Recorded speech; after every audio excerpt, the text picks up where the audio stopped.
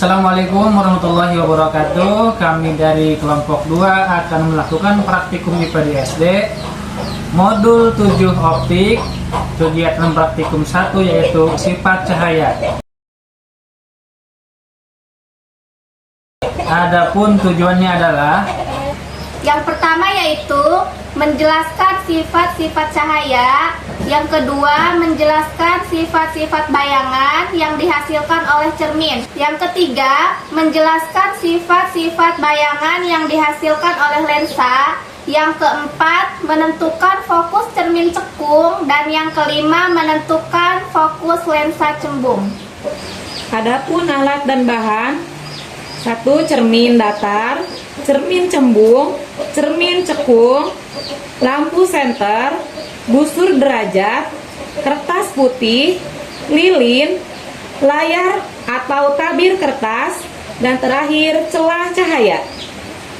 Cara kerja yang pertama, susunlah lampu senter dan celah cahaya di depan cermin seperti ini. Nyalakanlah lampu senter dan amati dengan baik jalannya berkas cahaya pada saat sebelum dan sesudah mengenai cermin datar. Gambarkanlah jalan berkas sinar pada langkah kedua, sehingga tampak sudut datang dan sudut pantulnya. cara kerja yang ketiga yaitu gambarkanlah jalannya berkas sinar pada langkah 2 sehingga tampak sudut datang dan sudut pantulnya. Langkah kerja yang keempat, ukurlah besar sudut datang atau I dan besar sudut pantul tersebut atau R.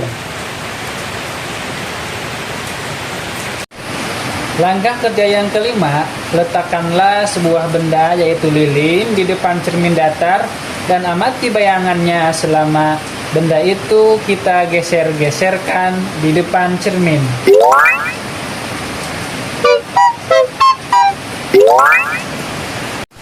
Langkah kerja yang keenam, catatlah bagaimana sifat-sifat bayangan yang dibentuk oleh cermin datar tersebut. Jadi kesimpulannya, percobaan pemantulan cahaya pada cermin datar. Cermin datar merupakan cermin yang bentuk permukaannya datar. Cermin ini akan memantulkan berkas-berkas yang sejajar dengan cahaya yang datang. Sifat bayangan pada cermin datar adalah tegak, maya atau semu, dan sama besar. Percobaan pemantulan cahaya pada cermin cembung. Yang pertama, susunlah alat seperti ini. Lalu, nyalakan lilin dan amati dengan baik jalannya berkas cahaya pada saat sebelum dan sesudah mengenai cermin cembung.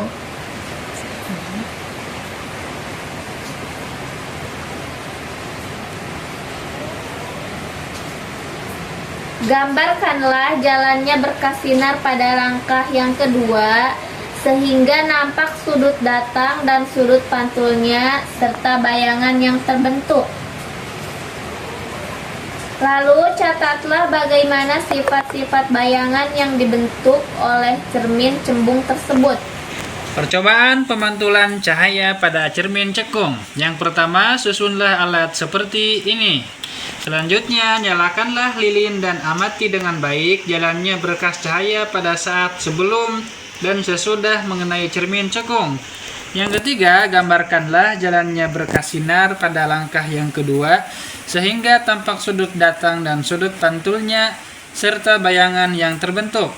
Yang keempat, catatlah bagaimana sifat-sifat bayangan yang dibentuk oleh cermin cekung tersebut. Yang kelima, aturlah jarak benda atau letak layar agar pada layar terbentuk bayangan yang jelas dan tajam. Selanjutnya, ukur jarak benda dan jarak bayangan. Yang terakhir, jika benda di depan cermin cekung terus digeser menjauhi cermin, maka pada jarak tertentu bayangan benda akan menghilang atau tidak tampak. Ukur jarak benda dari cermin cekung pada keadaan tersebut atau S.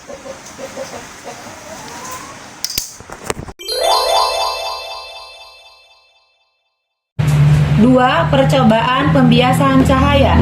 Adapun alat dan bahannya, yang pertama lampu senter, celah cahaya, balok kaca, kertas putih, busur derajat, lensa cembung, lensa cekung, layar atau tabir kertas, lilin, dan terakhir yaitu penggaris panjang.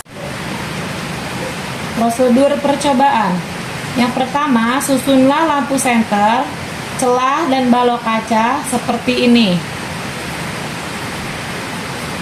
Seterusnya, nyalakan lampu senter dan amati dengan baik jalannya berkas sinar pada saat, sebelum, dan sesudah menembus balok kaca.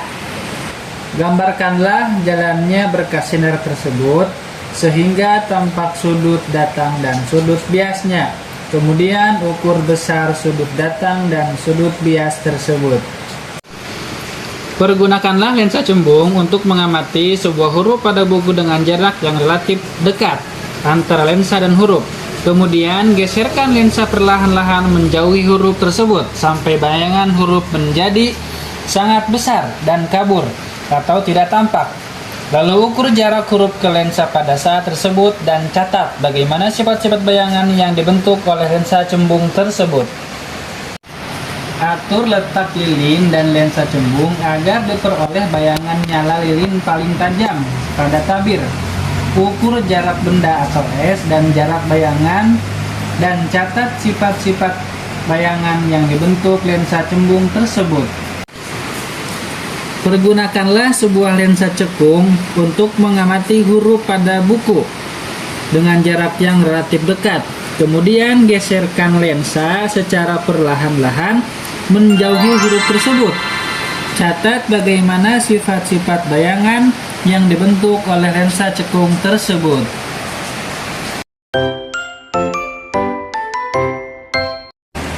Assalamualaikum warahmatullahi wabarakatuh. Kami dari kelompok 2 akan melakukan kegiatan praktikum modul 7. Kegiatan praktikum 2 yaitu tentang lensa cembung dan cermin cekung. Adapun tujuannya, yang pertama menentukan jarak titik api atau F lensa cembung. Yang kedua menentukan kekuatan lensa cembung atau P. Dan yang ketiga menentukan jarak titik api atau F cermin cekung. Adapun alat dan bahan, yang pertama meja optik, kedua lensa cembung, ketiga cermin cekung, keempat layar, dan yang seterusnya sumber cahaya atau lilin. Percobaan lensa cembung.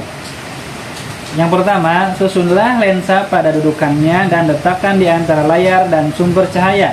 Kemudian nyalakanlah sumber cahaya, lalu aturlah posisi benda dan lensa agar pada layar terbentuk bayangan yang paling tajam.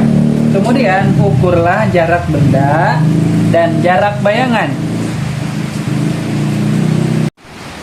Percobaan cermin cekung. Menyusun alat seperti ini. Kemudian nyalakanlah sumber cahaya dan aturlah kedudukan benda dan layar agar pada layar terbentuk bayangan paling tajam. Lalu ukurlah jarak benda dan jarak bayangan.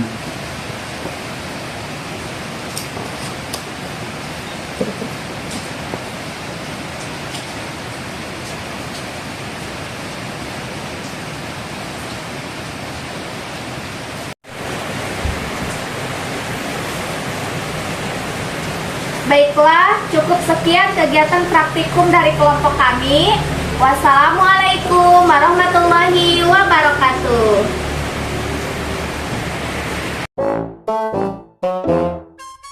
Yang kedua mencela oleh center.